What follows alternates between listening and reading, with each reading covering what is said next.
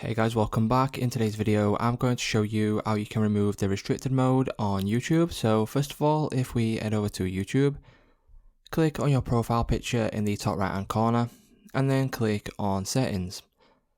Once you click on settings, click on the general tab, and then as you can see at the bottom there is an option for restricted mode. If you want to turn this off, you can untoggle this option, and if this doesn't work, what you can do is you can come all the way back. Click on your profile picture once again, click on manage your Google account.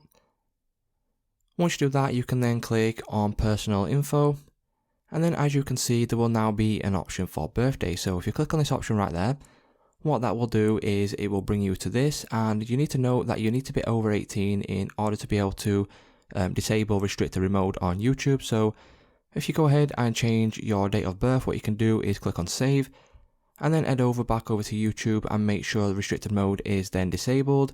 That will mean that you will then be able to turn off restricted mode. So it's just that simple, guys. If this video did help you out, please leave a like on today's video, and I will see you in the next one.